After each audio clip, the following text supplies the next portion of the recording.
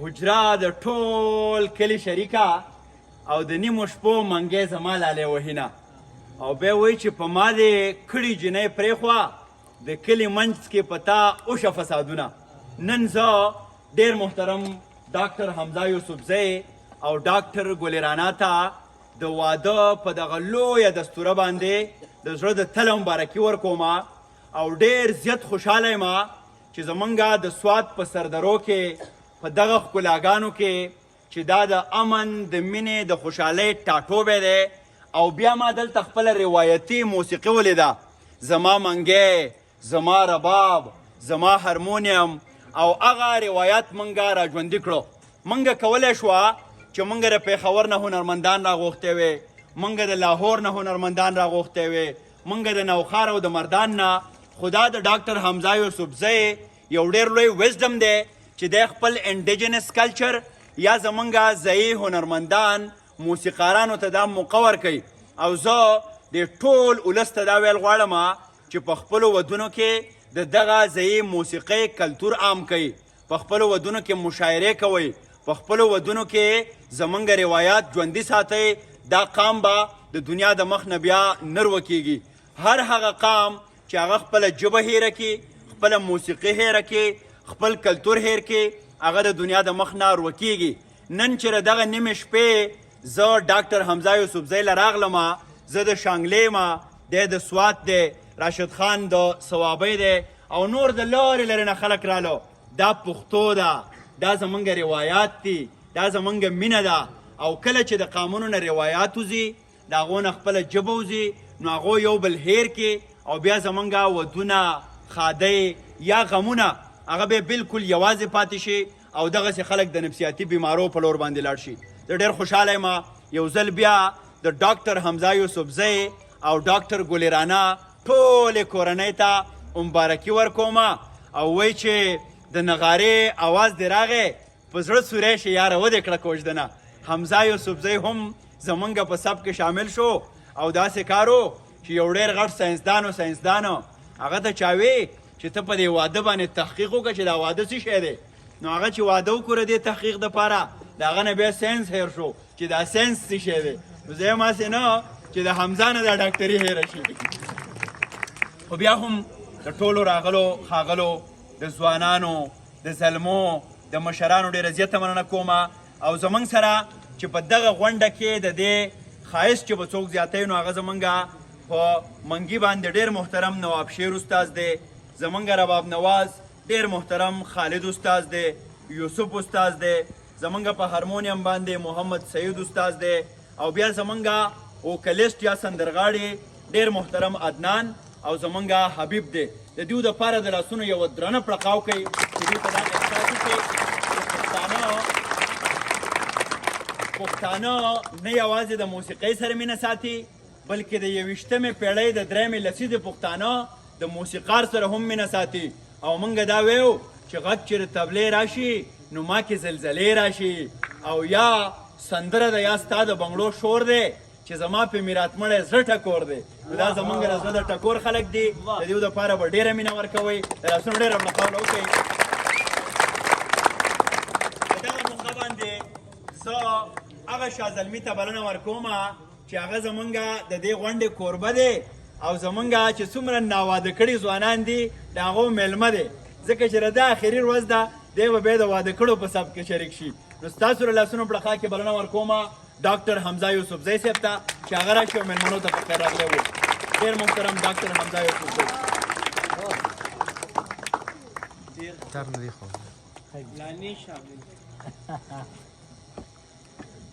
السلام علیکم. د ټولو ډیره زیاته مننه کوم چې تاسو راغلی، خاص کر د افسر دلې د رور د سیرات صاحب دلې دا څومره ملګري چې ناست دي، راشد دلې، د ټولو ډیره زیاته مننه چې تاسو راغلی او زمونږ د کلي محلي د چمګاونډ خلک چې په دې تتو حالاتو کې هم دي دغه ځای ته راغلو او دغه خوشحالي زموږ سره یو ځای مانځي او په ما یې زرمنه احسان دی چې جانان ټول کله پرېږدي ما له راځي. نو تاسو ډېره زیاته مننه او خوشحاله یم تعظیم یې د ګل خواره چې لاړی. د لاسونو ډېره پړقاو کوي، ډېره مینه او احترام. د دې ګلونو خواله چې څوک ځي حمزاده د یاد وي چې د ګل سره ازغې همې خو دا به کال بعد تا ته پته لګي بیا هم د سراج لالا د ارمان سراج د سلمان سراج سلطان ملک صاحب انعام ماما او چې څومره هم ملګري راغلي دي د ټولو ډیره مننه کومه ستاسو او د موسیقۍ په منځ کې بیخي خنډ نه جوړېږم زه به ځمه نیغ په نیغه د استادانو په لور باندې سپینو کړلو تور کلی دا زمونږ کور کلی او ولې داسې غلی دی دا د ټنګ ټکور کلی دا تاسو او دا استادان د استادانو دپاره ډېره مینه ورکوي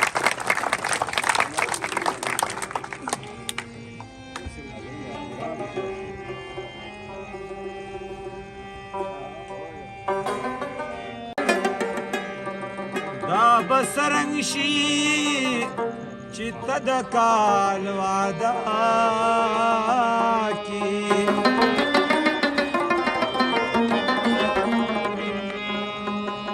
مان تیریږي بیتا یو زمانو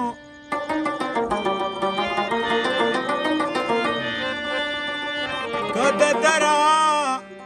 ی شړی کای پریدی تو